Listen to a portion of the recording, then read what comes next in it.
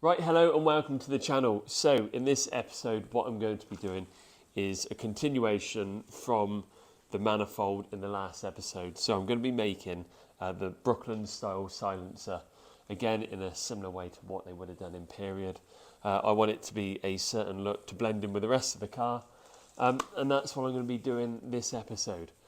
So stick around and hopefully you enjoy.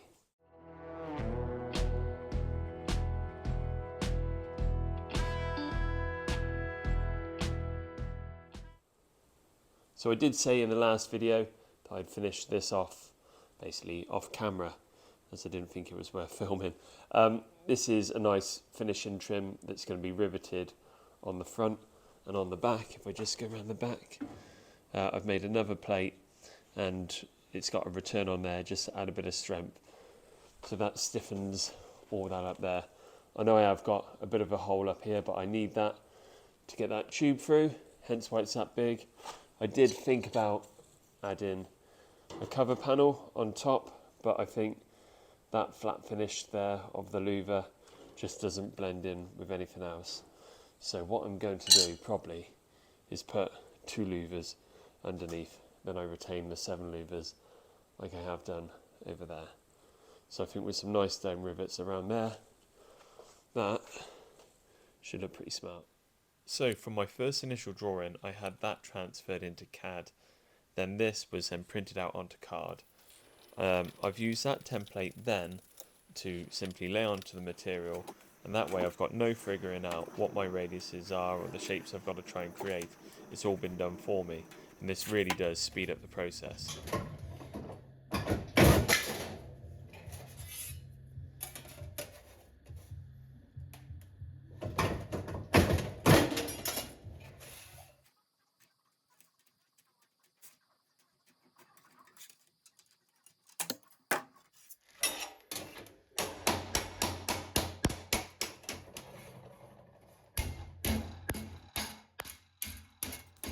So the reason I'm using a slapper in this process instead of a mallet or a hammer is basically because it has a much larger surface or contact area that it doesn't put any marks in my material.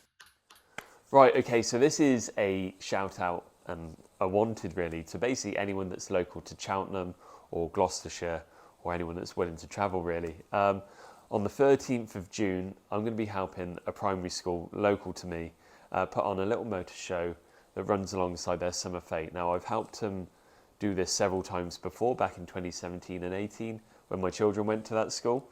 It's quite a big primary school, and I think in the last show we had over 1,000 people turn up, and it raised quite a bit of money for the school. So what I'm asking is for if there's anyone local that's got a classic car, vintage car, something that's unique, modern, supercar, tractors, military, anything like that would like to show it, please get in touch. And yeah, it's my job to organise the display and get the cars there. And we've got some really good cars booked in already. So last time we had about 40 cars and about 30 motorbikes. So it'd be great to replicate that again. So if you are local, please get in touch, leave a comment below, and I'll follow that up. So cheers for that. Right, okay, so that's formed okay. It's not the best, but what I'm going to do is put a couple of tacks running up both sides. It's not going to be permanent, so I'm going to need to open it up at some point. And then once it's tacked, I'll put the tube through there. Then I can form it round nicely and get a nicer finish. And then I'll be happy to proceed to the next part then.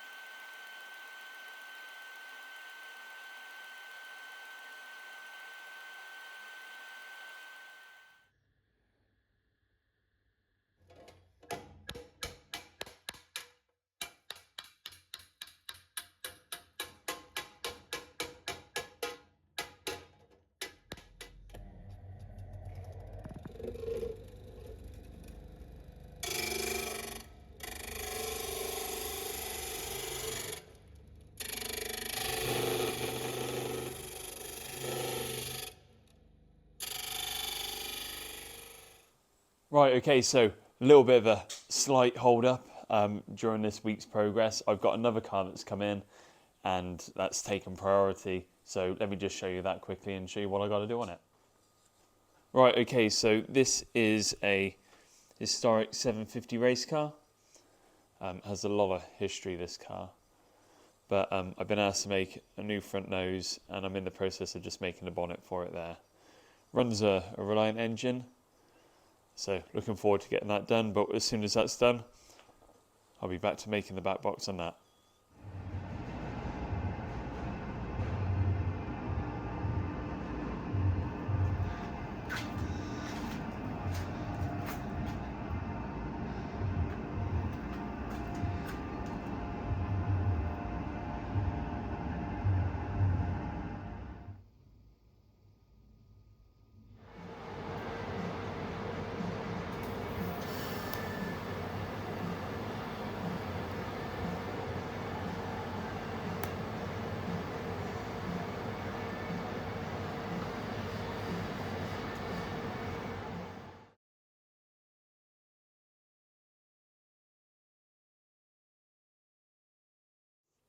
Right, I'm ready now to start welding this up.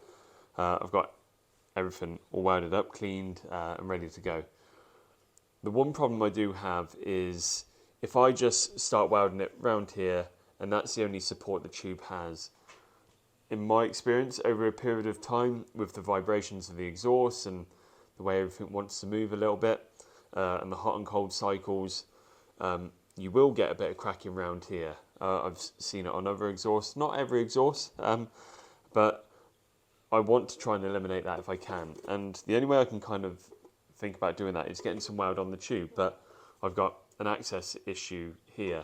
So the only way I can think of doing it at the moment is by putting a few holes through here and plug welding that tube that way and stabilising it, and then that will stop any movement within the tube.